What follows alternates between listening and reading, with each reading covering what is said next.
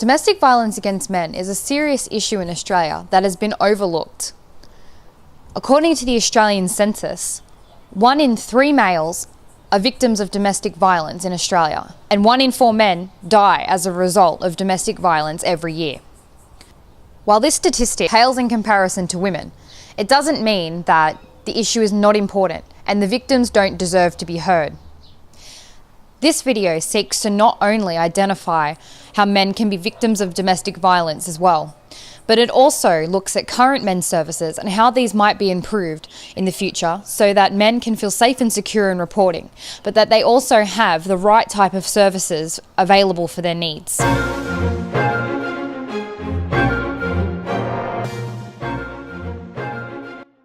Domestic violence really refers to a systematic pattern of power and control by one person exerted against another, against their partner or ex-partner typically. I see domestic violence against men as serious in terms of its impact or its significance for those men as domestic violence against women.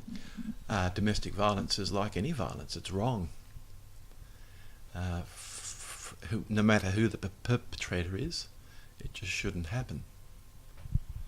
And there needs to be the removal of denial. There seems to be denial is the problem in our society, that people deny that it happens, people deny that they're doing it, people deny perhaps that they're receiving it. So we need to have discussions about these matters and get rid of this idea of it doesn't happen, or at least acknowledge that it does happen and then do something about it.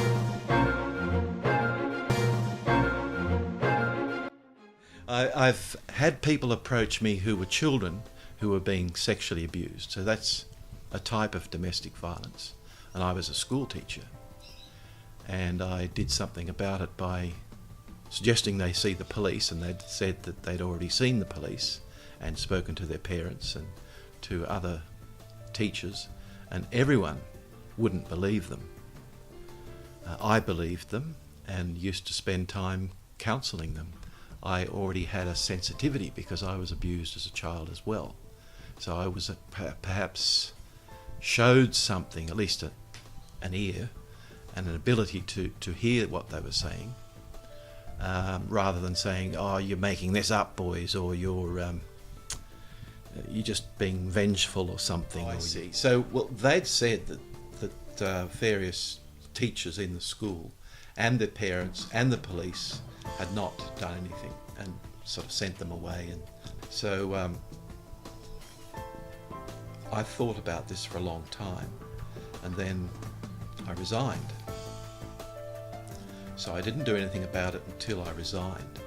And then I went to the principal, a Christian brother, and said, well, brother, there are these cases in the school that I'm witnessing, and boys have come forward to me.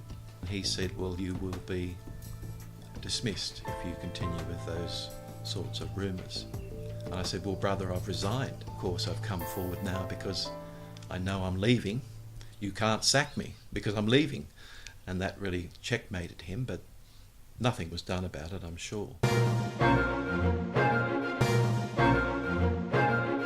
So originally we started with a program that was for women and women with children escaping domestic violence, where we would help subsidise their rent and pay their bond into a private rental property, because we obviously don't have enough properties vacant just to move people straight into. We would also refer them to support services such as Wollongong Emergency Housing, Wollongong Women's Refuge, so that they've got that all-round holistic approach to helping them escape domestic violence.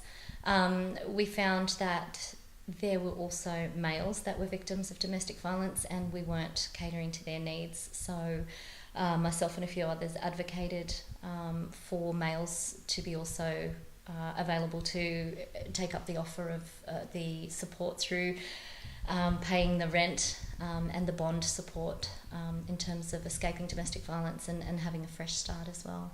Unfortunately, at first we'd have to say that to males that there isn't any support we can offer other than advocating to support services, of which there was massive gaps in availability there as well, and putting them on our waiting list if they were eligible. Fortunately, that's not a fix straight away. It's not even an assistance straight away.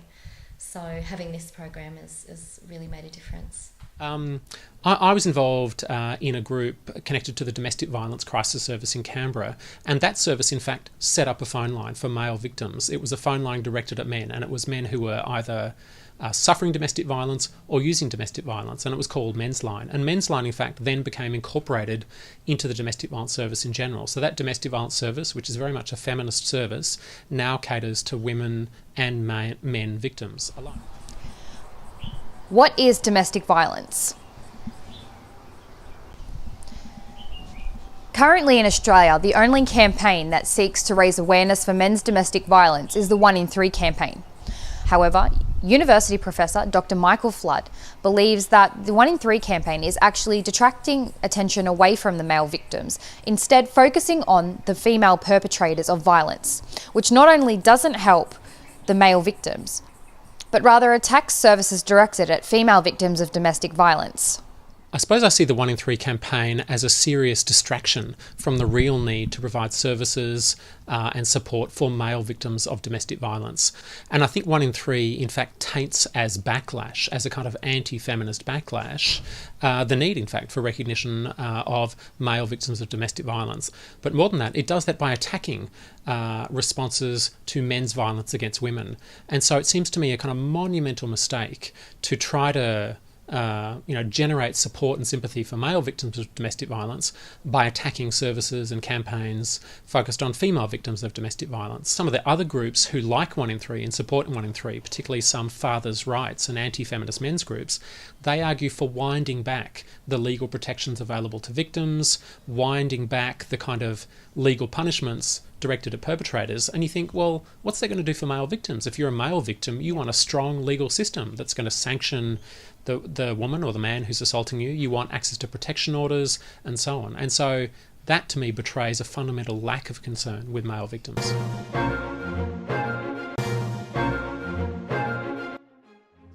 There's definitely people that believe that men cannot be victims of domestic violence. There's also the fact that there's not a lot of research done on how many males are actually wanting the service. Is it a service that's required? And obviously the government don't want to throw money at services that perhaps aren't going to be utilised. Look, because I'm an academic, I always want to say first, we need data. And we do need data on the extent of domestic violence among both women and men in the Illawarra. So I'd start, for example, with police records. What do police records show about women's and men's experiences of victimisation?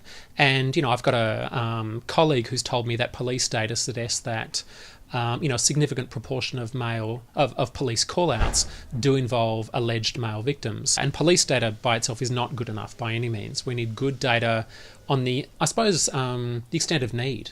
What likely numbers of male victims are out there, and also what kind of services do they need. We shouldn't assume that male victims of domestic violence will require exactly the same kind of service as female victims. They may not want a refuge, for example. They may not be in fear of their lives. They may want access to a group or to literature or other kinds of support.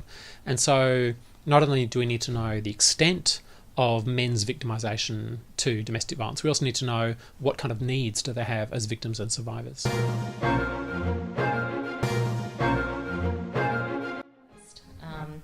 There's still gaps in the service, like even though we have this program where it can help people in terms of finances and accommodation, there's still that lack of service in terms of the holistic approach that I was talking about that's available to women. There's very few support services available for men, and in particular men escaping domestic violence. So there is a lot more that can still be done. And I guess whilst it faces the opposition or the beliefs that men don't suffer from domestic violence, there's probably not going to be a lot more brought into place or put into place. Research suggests that we need multi-level social change campaigns. We need efforts in schools that teach young people how to have healthy, respectful relationships. We need social marketing or communications campaigns that shift the social norms and the sexism, which is part and parcel of Australian culture. We need strategies to address structural inequalities, the gender inequalities, the inequalities between women and men, that we really need fundamental social change if we're to lower rates of domestic and sexual violence.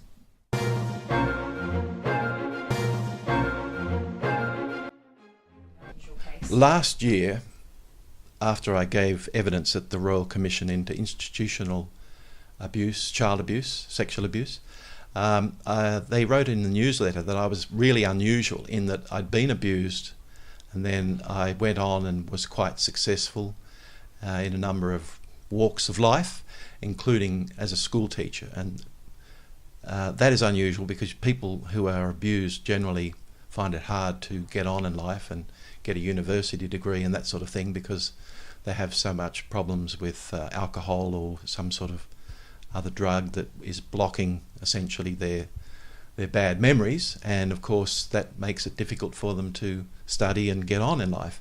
And then of course I had all of those difficulties, but I still persisted with the study and persisted with school teaching, which is a very difficult job, I have to add.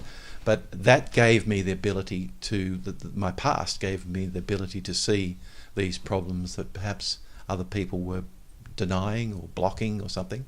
What the best approach to solving the domestic violence crisis in Australia is unknown. But certainly we need more research, and we need to be able to offer more instances where men and women are comfortable coming forward and reporting what is happening to them, so that we can identify the best services that are able to help the victims. In the future, maybe Australia needs to take a step back, and instead of looking at the perpetrator of the violence, start looking at who the victim is, give the victim a voice, and let them decide what's best for them. Domestic violence is a deeply personal issue, and only the person who is affected is going to know what's best for them.